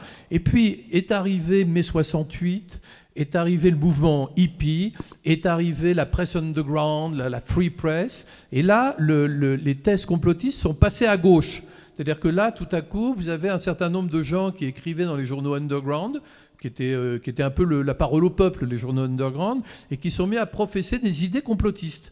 Et donc, c'était les mêmes. Et donc, la théorie des Illuminati est passée du côté de la presse underground. Mais c'est resté totalement confidentiel et même un peu folklore. Vous savez, il y a une série télévisée des années 1990 qui s'appelle X-Files. Vous l'avez sûrement tous vu. Et X-Files, en fait, pourquoi est-ce qu'on a créé X-Files dans les années 90 ? Parce que les complotistes faisaient sourire. Les complotistes étaient des paranoïaques isolés qui faisaient rire tout le monde. Il y avait un côté comique et c'est un réservoir formidable de films, à l'évidence. Et c'est comme ça que ça s'est fait. Et en fait, la cassure, c'est l'attentat du 11 septembre 2001. Pourquoi ? Parce que c'est la première fois que des théories du complot sont sur le web. Et là, tout à coup, ce qui n'était que très confidentiel et qui se développait dans les marges, que ce soit dans les marges d'extrême droite ou dans les marges underground de l'extrême gauche, dans les deux cas, le complotisme est sorti des marges pour rentrer dans la consommation de masse. Et malheureusement, c'est la faute du web s'il y a tant de complotistes aujourd'hui, parce que le complotisme est devenu librement accessible à tous, et en fait, on peut le comprendre au nom de la liberté d'expression, après tout. Simplement, évidemment, ça peut être dangereux. Et donc, on a vu des vidéos incroyables arriver sur YouTube, des choses absolument extraordinaires, et si on les regarde sans ce regard critique ou historique, on est débordé. Moi, je me souviens d'un film à propos de l'épidémie de Covid qui m'avait beaucoup intéressé, qui s'appelait Hold Up. C'était intéressant, Hold Up, parce qu'en fait, quand j'ai travaillé sur l'épidémie de Covid, j'ai comparé les théories du complot liées à l'épidémie de Covid aux théories du complot liées à l'épidémie de sida. Et je me suis aperçu que c'était les mêmes théories du complot. Toujours la même idée, c'est-à-dire l'idée qu'on veut nous détruire. C'est-à-dire l'idée, le sida, c'était on veut détruire la race noire et les homosexuels. Ça, c'était le sida. Et là, c'est on veut détruire l'humanité. Alors vous noterez que c'est raté. Le complot a échoué puisque nous sommes toujours là. Mais enfin, on veut détruire l'humanité. Vous voyez, il y a toujours cette idée-là. Et ça va très loin parce que ce qui est très intéressant dans la rhétorique complotiste, c'est qu'elle s'appuie sur des faits réels, mais elle les distord, les faits réels. Je vous donne un exemple, sans rentrer dans les détails. 2020, donc on est tous confinés, etc. Et à l'automne 2020, il y a un livre qui sort, qui est publié par les deux patrons du forum de Davos, et qui s'appelle « La grande réinitialisation de Great Reset ». Bon, et alors les complotistes voient ça, et les complotistes disent « c'était prévu ». C'est-à-dire que les maîtres secrets de ce monde, les dirigeants secrets de ce monde, ont prévu de massacrer les 3/4 de l'humanité grâce au Covid En fait, vous savez qu'il y a trop de monde sur la planète, on a un problème de ressources, et donc la bonne solution, c'est une bonne épidémie qui tue tout le monde, écoutez, franchement. Et donc, l'idée, c'est les 3/4 de l'humanité étant morts à cause du Covid, l'idée, c'est d'opérer une grande réinitialisation. On repart de zéro, comme on fait avec un ordinateur, le reset de l'ordinateur. Voilà, alors ça, c'était répandu partout. Alors moi, comme un idiot que je suis allé lire le livre. Quand même, vous voyez, je me suis dit, tiens, je vais quand même... Surtout qu'il était en vente partout, donc j'ai été là, c'était pas cher en plus, bon, je suis allé le lire, et alors que disait le livre ? Le livre disait, alors c'est affreux le moment que nous vivons, mais il faut essayer d'être positif, c'est-à-dire que toutes les grandes épidémies de peste, etc., ont permis un redémarrage de l'activité, de passage à une ère nouvelle, et donc profitons de ce moment un peu particulier pour essayer de faire redémarrer l'économie sur des bases plus équitables, plus solidaires et plus écologiques. C'était pas très méchant. Franchement, je trouvais que c'était même assez juste. Pourquoi pas repartir sur des bases plus équitables et plus solidaires ? Franchement, il y a pire comme programme, vous voyez ce que je veux dire ? Mais les complotistes ne l'avaient pas lu. Mais les complotistes disaient, voilà, c'est le bréviaire du nouvel ordre mondial. Le Great Reset, le forum de Davos, les maîtres du monde ont prévu la grande réinitialisation. Et c'est allé très loin. Alors ce film Hold Up était formidable parce que je vous conseille de le voir si ça vous intéresse, avec l'esprit critique bien sûr, parce que c'est un film qui dure presque 2 heures. Hein. Mais alors il est passionnant parce qu'en fait vous avez une sorte d'éventail de tout ce qui a été dit sur le Covid. C'est-à-dire le Covid n'existe pas. Il n'y a pas de Covid, donc personne ne meurt. Ah si, en fait, le Covid, c'est une arme bactériologique qu'on a sciemment inoculée pour nous détruire tous. Ensuite, le masque provoque des maladies atroces. Ensuite, il faut le masque parce que sinon, le pire, c'est le vaccin. Alors, le vaccin, c'est donc l'inoculation de la fameuse nanopuce que je dois avoir. Qui se promènent pour essayer de me transformer en zombie. Vous avez tous les arguments les uns derrière les autres qui se contredisent, mais qui figurent dans le film comme une espèce de litanie d'évidence. Et ce qui est extraordinaire, c'est que c'est comme une musique. C'est-à-dire vous dites, ah oui, c'est vrai, c'est affreux, on se fait manipuler, c'est trop horrible, ils essaient de nous tuer, on veut nous tuer. Mais en fait, avec des arguments qui se contredisent. Vous voyez, c'est très bizarre. Le masque tue, non, le masque est nécessaire. Ah bon, il n'y a pas de Covid. Ah si, il y a le Covid. C'est le même film. Vous voyez, c'est très, très, très curieux comme film.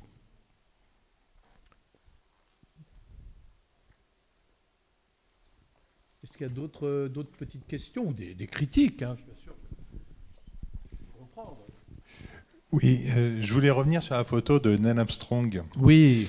À ma connaissance, l'URSS n'a pas contesté en fait qu'un Américain a marché sur la Lune. Ah non, aucun autre pays n'a contesté. Il n'y a que les complotistes qui ont contesté. Non, bien sûr. D'accord, voilà.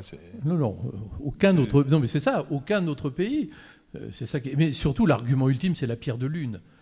La pierre de lune, écoutez, vous ramenez de la lune une pierre que des scientifiques du monde entier, des Russes, des Chinois ont étudiée. À partir de là, c'est difficile à contester, la pierre de lune. Une pierre extraterrestre, avouez que c'est pas tous les jours qu'on en voit une, donc c'est difficile d'aller la chercher dans un studio. Même Stanley Kubrick ne pourrait pas la... Mais vous savez, il y avait un autre argument des complotistes que j'ai même pas mis parce qu'il était tellement drôle, c'était de dire que dans le studio, un assistant avait oublié la lettre C sur un sparadrap. Et donc il y a une photo qu'on voit sur les sites complotistes où on voit la lune, la fameuse lune, avec une pierre où il y a marqué une espèce d'inscription, une espèce de bout de gaffeur, vous voyez, où il y a marqué C. Mais évidemment, c'est un faux. Il y a aussi des faux. Enfin, je ne crois pas qu'aucun extraterrestre aurait peut-être oublié la lettre C. Vous voyez, je ne pense pas. Ça ne tient pas la route. Mais il y a beaucoup de spéculations complotistes aussi en ce moment sur le fait que les Chinois ont envoyé alors une machine sur la Lune, mais sur la face cachée de la Lune. Attention. Donc que font-ils ? Moi, je pense qu'ils ont pris contact avec les extraterrestres, en réalité. Qui nous gouvernent. Oui, moi je voulais savoir s'il est arrivé, ou il peut arriver, qu'un auteur de théorie complotiste reconnaisse son erreur. C'est très difficile parce qu'en général, les complotistes sont des croyants. C'est pour ça que je parle de religion et je parle de croyants. C'est-à-dire que ce sont des gens qui ont une certitude absolue. Et moi, j'ai été la victime, enfin entre guillemets, de réflexions sur le net, du genre le pauvre malheureux, il est tellement bête, il ne comprend rien, il ne comprend pas la vérité, quoi. Il est vraiment, je ne croyais pas qu'il était bête à ce point ou con à ce point. Enfin, bref, vous voyez, il y a souvent cette idée-là. Vous ne pouvez pas leur faire changer d'avis. Le dialogue avec le complotiste est impossible. Par contre, vous pouvez dialoguer avec les personnes qui sont exposées aux théories du complot. Parce que eux ou elles, ce sont des gens qui, après tout, se disent, c'est vrai, on ne peut pas toujours croire tout ce qu'on nous raconte. Peut-être que ce que dit le site internet hébergé à Tuvalu dit la vérité. Pourquoi pas ? Autant essayer d'avoir un esprit critique. Mais alors, Internet est ainsi fait que cette espèce d'énorme boîte de Pandore d'informations, c'est qu'en fait, vous trouvez sur Internet l'information officielle, vous trouvez sur Internet une vraie, je ne veux pas dire contre-information, enfin en tout cas des gens qui font un travail de décryptage. Puis vous savez, il y a une chose qu'il faut que vous compreniez, c'est que le développement... Il y a une dame qui veut parler là-bas, tout au fond. Non, elle ne veut pas. Elle fait coucou, c'est ça ? D'accord. Ça va, toi ? Donc, oui, il ne faut pas oublier que depuis qu'on a commencé à parler de théorie du complot et la mise en question des médias, les médias ont fait beaucoup d'efforts. C'est-à-dire que, par exemple, il existe aujourd'hui des cellules de fact-checking, comme on dit, de vérification de l'information. C'est la base du journalisme, hein, mais ça n'existait pas avant. C'est-à-dire que ça s'est développé. Et je trouve que les grands journaux, des journaux comme le New York Times ou Le Monde, qui sont des journaux quand même plus ou moins sérieux, qu'on partage ou pas leurs opinions, mais qui sont des journaux sérieux, font un travail de vérification de l'information supérieur à ce qui avait lieu auparavant. C'est pas le cas évidemment avec les chaînes info que nous subissons quotidiennement, puisque le format des chaînes info, qui est un format américain, qui est arrivé en France au début des années 2000, c'est un format dans lequel on est en direct permanent. Donc d'abord on se trompe et ensuite on va corriger son erreur 3 heures plus tard, ce qui arrive fréquemment. Je vous donne un exemple qu'on a vu par exemple tout à fait récemment, le missile russe qui s'est écrasé en Pologne. On a dit les Russes tirent, c'est la guerre mondiale, les Russes tirent sur la Pologne. Ah ben non, c'était un missile ukrainien. Ah ben non, alors finalement non. Voilà, oui, le lendemain, quoi, vous voyez. Donc, alors finalement, bon, les choses sont plus calmes. Enfin, voilà, ça arrive tout le temps, ça, cette espèce et ça, c'est les chaînes info qui nous habituent à cette guerre d'Ukraine est extraordinaire parce que Poutine est fini. Poutine va tout détruire, Poutine va perdre, Poutine va gagner, Poutine va disparaître, Poutine va mourir, Poutine est malade, Poutine est en pleine forme. Vous avez une espèce de... Tous les jours, un titre différent, ce qui peut que nous plonger effectivement dans la confusion. Donc à fuir, il faut se méfier de ces chaînes-là. Alors je crois, madame, que vous vouliez peut-être quand même parler.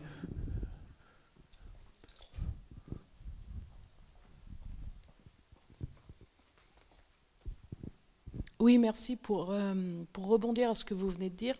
À l'INSERM, par exemple, il a été mis en place tout un site sur les fake news, plutôt tout ce qui concerne la bio, la santé, la médecine. Donc ça, c'est accessible au public. Donc tout le monde peut voir les vérités et les contre-vérités. France Inter a également... instaurer une formation pour ces journalistes, je crois, j'ai entendu ça il n'y a pas très longtemps, pour que leurs journalistes aient une formation scientifique, un minimum scientifique, pour pouvoir répondre justement et contrer un peu ces théories. Et justement, ma question, c'est quand on voit Elon Musk, qui est maintenant grand big boss de Twitter, et qui a supprimé toutes les barrières, les garde-fous. Comment est-ce qu'on peut se prémunir justement de toutes ces fausses informations qui vont submerger comme un tsunami tout le monde ? Mais écoutez, d'abord, ces fausses informations, il faut dire une chose. Moi, personnellement, j'ai par rapport à Internet une attitude voltairienne. C'est-à-dire que je pense que mon pire ennemi doit avoir le droit de s'exprimer librement. Donc je ne suis pas pour la censure. Donc quand j'ai vu qu'à partir de 2019 à peu près, les GAFAM se sont mis à censurer des centaines de milliers de comptes, aussi bien sur Twitter que sur Facebook ou Instagram ou ailleurs, qui ne leur convenaient pas, même si je n'étais pas d'accord avec ces comptes, moi j'étais pour que ces comptes continuent à exister. Donc si vous voulez, en fait, Elon Musk ça ne fait que restaurer Twitter d'il y a 2 ans à peu près ou 3 ans, qui était déjà comme ça. Donc je n'ai pas d'inquiétude particulière. Je pense que ce n'est pas par la censure qu'on lutte contre le complotisme. D'ailleurs, on lutte contre rien par la censure. C'est-à-dire, si vous censurez un complotiste, vous mettez un mouchoir sur le charnier. C'est-à-dire que le complotiste dira, au contraire, on me réprime parce que je dis la vérité. Donc je pense qu'il est beaucoup plus efficace et difficile, d'une part, de répondre sur le fond, d'autre part, et ça je crois que c'est très important, mais ça je crois que beaucoup d'éducateurs le font, c'est on a toujours l'impression que l'Internet, c'est quelque chose que les vieux comprennent mal parce qu'ils sont nés avant le web, donc ils sont un peu idiots, ils ne savent pas surfer.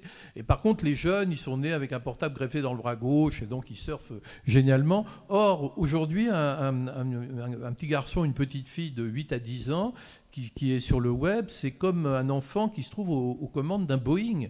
Et en fait, il faut apprendre le web. Le web, ça s'enseigne. Et je pense que le grand problème, c'est ça. Et donc, je pense, moi, je pousserais à ce qu'on enseigne le web pour dire, attention, méfiez-vous, ne faites pas confiance, cherchez la source.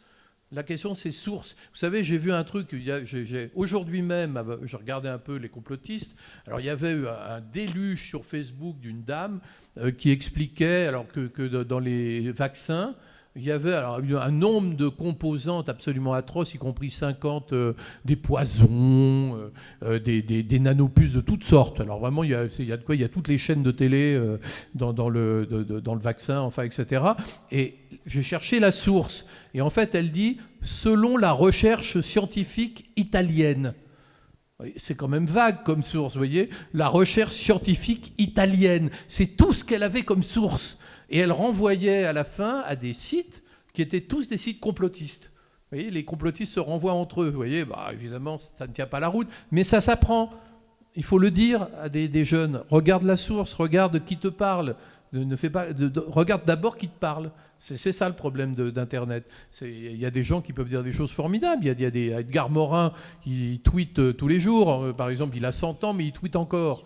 Donc, vous voyez, il fait des tweets très beaux, très poétiques. Voilà, c'est génial. Puis il y a évidemment des cinglés sur Twitter. J'en sais quelque chose. J'ai été menacé de mort 15 fois sur Twitter. Personnellement, il suffit que je passe à la télé pour recevoir 10 menaces de mort dans l'heure qui suit, ou dans la minute qui suit, parce qu'après, il passe à autre chose, il m'oublie. Vous voyez, c'est une espèce de folie humaine, quoi. C'est comme ça. Mais je pense qu'il faut d'une part répondre sur le fond, d'autre part éduquer au web. Et Christophe, il y a un complot qui est plutôt bien tombé, c'était...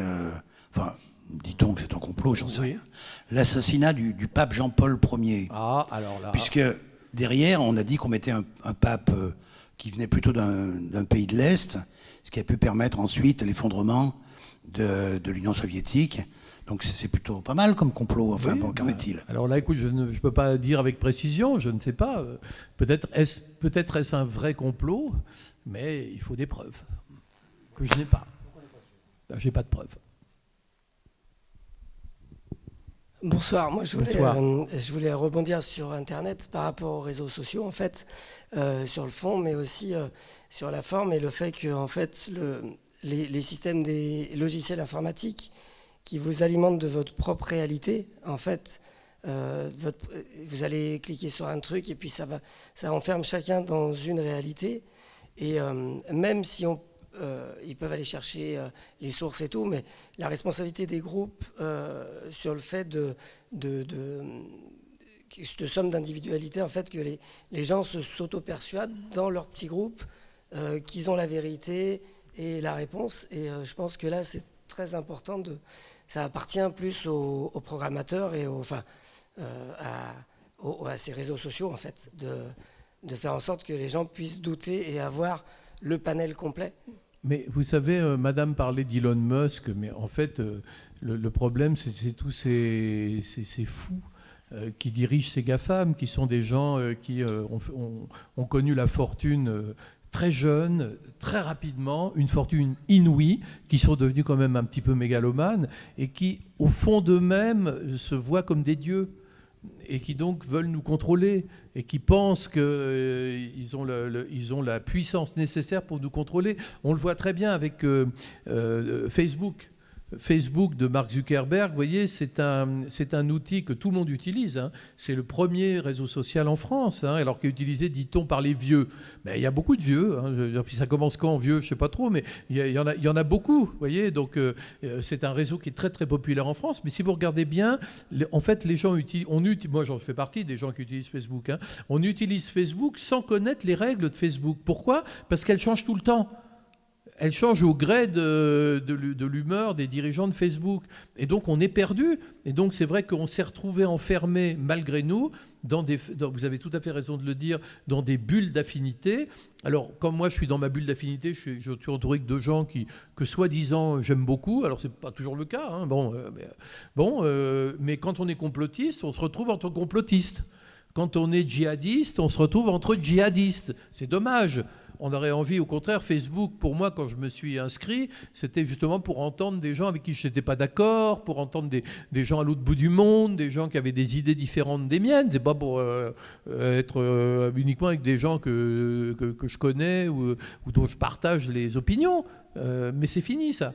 Donc, vous voyez, et ça, c'est quelque chose qui s'est fait sans nous le dire, de façon très, très... très étrange, vous voyez, et ça renvoie à la question des algorithmes de Google, hein, aussi. Au départ, moi, je suis un des premiers internautes. Hein, j'ai démarré il y a très très longtemps, à la fin des années 1990, et à l'époque, il y avait un merveilleux moteur de recherche qui s'appelait FAST, qui était très rapide, mais il vous donnait les résultats par ordre chronologique. C'était parfait. Vous aviez le plus récent au plus ancien. Parfait. Google est arrivé et là, c'était le plus populaire. Alors, ça veut dire quoi, le résultat populaire? Vous voyez, c'est celui que tout le monde aime et ça a été le début d'une manipulation, en réalité. Oui, monsieur. Oui, j'avais une question. Ah, vous aussi, puis après vous. Oui. Est-ce que vous voyez dans les Simpsons cette théorie du complot?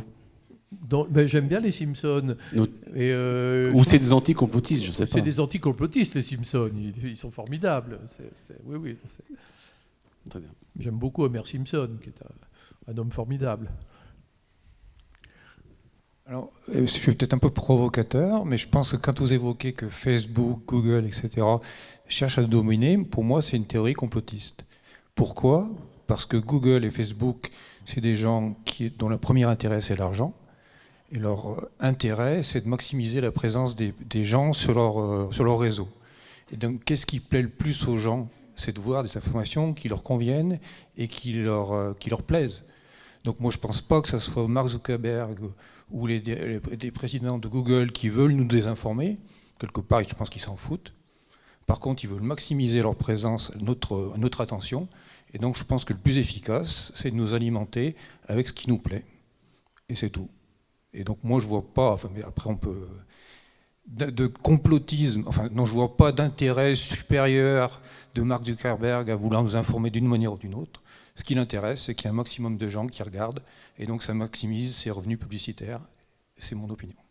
Et d'ailleurs, il nous prépare maintenant au métaverse, qui est la prochaine étape de cette mobilisation générale.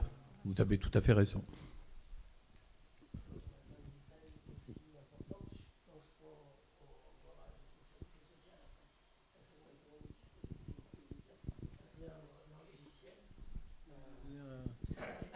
Allez-y, faites-nous partager. À travers ces logiciels, il y a un système qui se met en place. Alors, ce n'est pas Mark Zuckerberg, hein, c'est un système qui se met en place où on va arriver dans une société où chacun peut voir sa réalité dans sa bulle. Et on était sur l'espace, justement. Et actuellement, moi, je pensais que j'étais venu voir quelque chose sur les théories de la cosmologie, tout ça, où justement c'est le doute et la confrontation de toutes les hypothèses possibles sur l'espace et le cosmos qui font que les gens Alors cherchent. on va le faire voilà. demain et dimanche à 11h.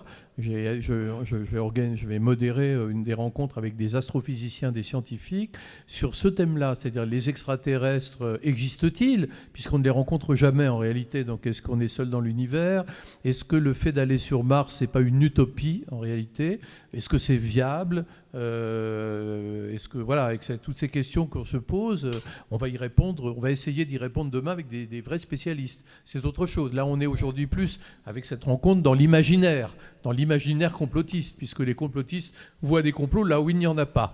Donc là, on est dans plus une observation de l'imaginaire collectif ou de la paranoïa collective, ou d'une paranoïa collective. Je ne pense pas qu'on puisse... c'est une utopie de penser qu'on peut confier à Facebook et consorts le fait de bien nous informer. C'est pas possible. Ça serait très bien, mais quelque part, tous les mécanismes ne vont pas dans ce sens. S'il y a des gens, enfin, des entités qui sont censées bien nous informer, c'est peut-être les États, c'est peut-être l'éducation nationale, mais malheureusement, enfin, moi je travaille dans l'éducation nationale, le niveau d'efficacité de l'éducation nationale est infinitésimal par rapport au niveau d'efficacité de Facebook et de Google. Donc c'est plutôt là le problème. Dites-le aux complotistes, parce que les complotistes ne s'informent que sur le web et que sur Facebook. Et donc le devoir de l'éducation nationale, c'est de donner le sens critique aux enfants. C'est ce que je disais, vous voyez. Et le sens critique aux enfants, c'est la meilleure arme, parce que ce que j'ai bien compris, c'est que les arguments vis-à-vis des complotistes, ça sert à rien. Parce que de toute façon, ils trouvent toujours des contre-arguments. Les arguments vis-à-vis des complotistes, oui, mais vous avez raison, mais les arguments vis-à-vis de ceux qui sont exposés aux théories du complot, donc les élèves, là par contre, ils doivent être éduqués. C'est important. Enfin, le devoir, c'est moi, par exemple, je vous donne un exemple, pardon. J'ai été un jour dans un collège, peu de temps après les attentats de 2015. Charlie, etc. Et il y avait beaucoup d'élèves qui propageaient les théories selon lesquelles c'était l'armée française qui avait massacré Charlie, qu'on avait fait croire que c'était les frères Kouachi, que c'était pas eux. Et j'ai démonté point par point les différentes étapes et je pense que j'ai réussi peut-être à en ébranler quelques-uns, si vous voulez. Donc c'est ce travail-là auquel on peut se livrer face aux élèves. Les complotistes, les producteurs de théorie du complot sont des croyants. Donc là, effectivement, le débat est impossible et il n'a pas de raison d'être. Alors c'est une joute... oui, c'est une joute sans fin. Sans fin, c'est du sophisme. Il faut travailler sur le public, en fait. Tout à fait. C'est ce que j'essaie de faire en répondant sur le fond. Difficilement, parce que c'est un travail, ça nécessite des connaissances que je n'ai pas toujours, donc je vais me demander des avis des personnes compétentes. Voilà.